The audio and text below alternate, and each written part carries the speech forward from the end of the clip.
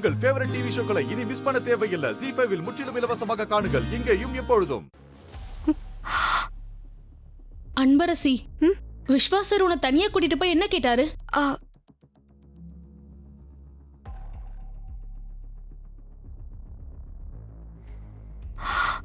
அது வந்து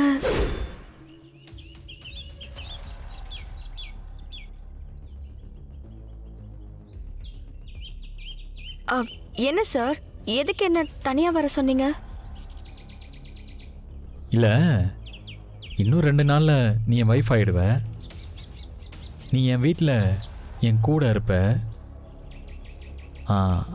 அதான் நம்ம 2 பேரும் லவராக இருக்கோம்ல.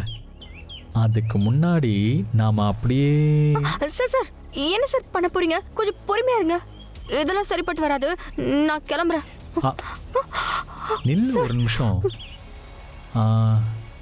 நான் வேற ஒரு விஷயம் கேட்க தான் உன்னை வர சொன்னேன். சரிங்க சார். ஆமாம், அங்கிள் ஏதாவது மணி ப்ராப்ளத்தில் இருக்காரா? இந்த விஷயம் இவருக்கு எப்படி தெரியும்? ஏன் சார் இப்படி கேட்குறீங்க? இல்லை, என் ஃப்ரெண்டு ஒருத்தன் ஃபோன் பண்ணி அங்கிள் அவங்க ஆஃபீஸில் ஏதோ ப்ளூ பிரிண்ட் போட வந்ததாக சொன்னான். அதுவும் பேமெண்ட்டுக்காக வேலை செஞ்சாருன்னு சொன்னான். அதனால தான் கேட்குறேன். ஐயோ, அப்பா பணத்துக்காக இவருக்கு தெரிஞ்ச இடத்துல போய் வேலை பார்த்துருக்காரு.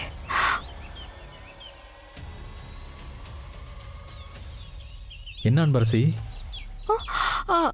உனக்கு எதுவும் தெரியுமா தெரியாதா? எதுவாக இருந்தாலும் சொல்லு, என்னால் முடிஞ்ச ஹெல்ப்பை நான் பண்ணுறேன்.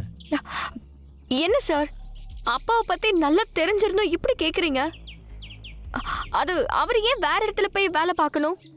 அதுவும் கல்யாணம் நடக்கிற இந்த நேரத்தில் ஃப்ரெண்ட்லியாக போய் செஞ்சு கொடுத்துருப்பார்ல.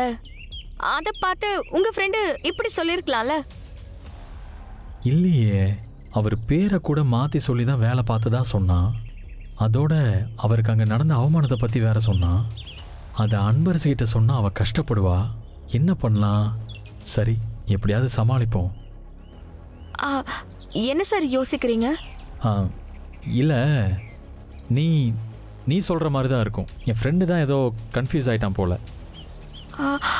எதுக்கு தான் வர சொன்னீங்களா? நான் கிளம்புறேன் சார்.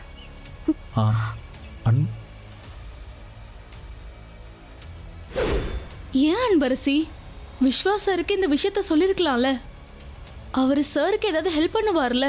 அவர்கிட்ட ஏன் இந்த விஷயத்த மறைச்ச? என்னதான் சார் எனக்கு உயிராவே இருந்தாலும் எங்க அப்பா கஷ்டப்படுறாருன்னு நான் எப்படி அவர்கிட்ட சொல்லுவேன்? அப்படி சொன்னா அவரு முன்னாடி நான் எங்க அப்பாவை விட்டு கொடுக்கற மாதிரி ஆயிடாதா?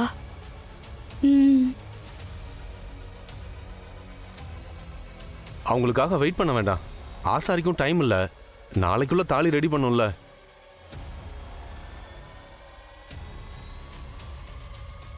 ஏங்க இருங்க, நான் போய் பார்த்துட்டு வரேன்.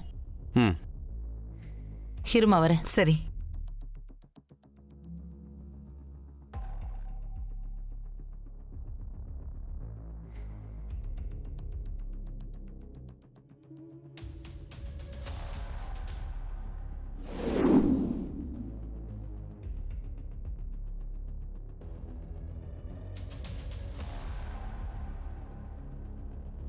பத்மா, எங்க போயிட்ட?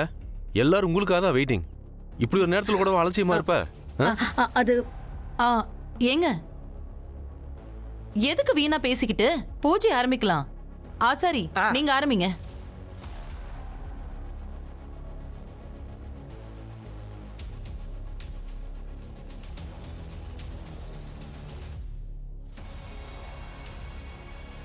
என்னக்கா, ஏன் தள்ளி நின்னுட்டு இருக்கீங்க? அவர் கூட போய் ஜோடியா நில்லுங்க. போங்க.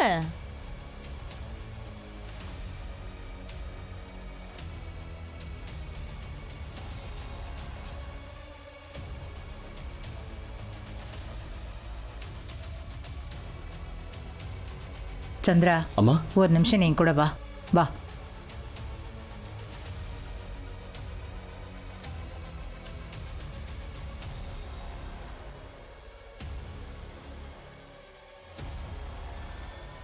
என்னாச்சு சந்திரா? சார், நீங்களும் மேடமும் எனக்கு பிசினஸ்ல ரொம்ப சீனியர்ஸ். எனக்கு எவ்ரி டைம் ப்ராப்ளம் இருக்கிறப்போ நீங்க சப்போர்ட்டா இருந்திருக்கீங்க. பட் அது வேற சார். ஆனா இப்போ கல்யாணம் நடக்கிற இந்த நேரத்துல இவ்வளவு பெரிய சிக்கல் வந்திருக்கே சார். இதுல இருந்து நீங்க எப்படி சார் வெளியில வர போறீங்க சார்? அதுவும் இல்லாம நீங்க தான் 300 பவுண்ட் நகை போடுறேன்னு எல்லார் முன்னாடியும் சபையில வச்சு சொன்னீங்க.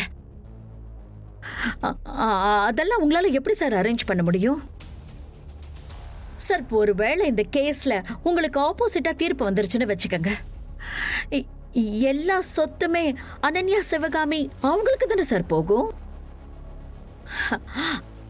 அப்புறம் ஒன்றும் இல்லாத இந்த அன்பரசு எப்படி சார் என் வீட்டு மருமகளா? I don't think so. ஐயோ, அப்படிலாம் எதுவும் ஆகாது மேடம். கல்யாணம் நடக்கிறதால என்னால உங்களுக்கு எதுவும் விளக்கமா சொல்ல முடியல மேடம். இல்ல சார், எனக்கு ஏதோ தப்பா நடக்கிற மாதிரி இருக்கு சார். ஸோ ப்ளீஸ் நாம கல்யாணத்தை நிறுத்திடலாம் சார். இல்ல, இதுக்கு மேல ஃபோர்ஸ் பண்ணாதீங்க ப்ளீஸ். ஐயோ மேடம், 20 வருஷமா என் பொண்ணை கண்டுபிடிக்க முடியாம இப்பதான் நான் அவளை கண்டுபிடிச்சிருக்கேன். அவளுக்கு ஒரு நல்ல காரியம் செய்ய போற நேரத்துல இந்த கல்யாணம் நின்னு போயிடுச்சுன்னா அப்புறம் நான் உயிரோடு இருக்கிறதே அசிங்கம் மேடம். என் குட்டிமா அவ ரொம்ப பாவம் மேடம்.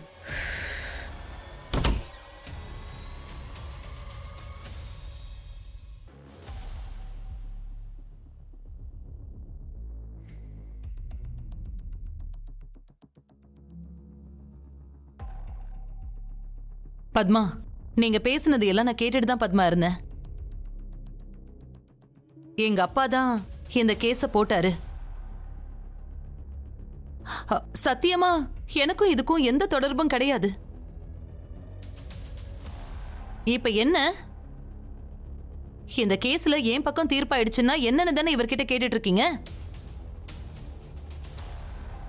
என்னங்க, அந்த பேட் எடுங்க, எடுங்க.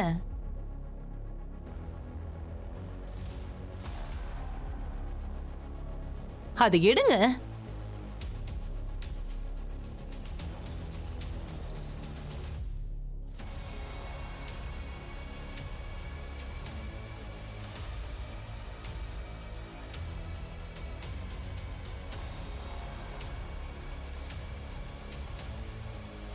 என்னங்க, அப்படியே இந்த சொத்தெல்லாம் எனக்கு வந்துருச்சுன்னா இந்த சொத்து பூராத்தையும் என் மூத்த பொண்ணு அன்பரசிக்கு நான் எழுதி கொடுக்கிறேன்.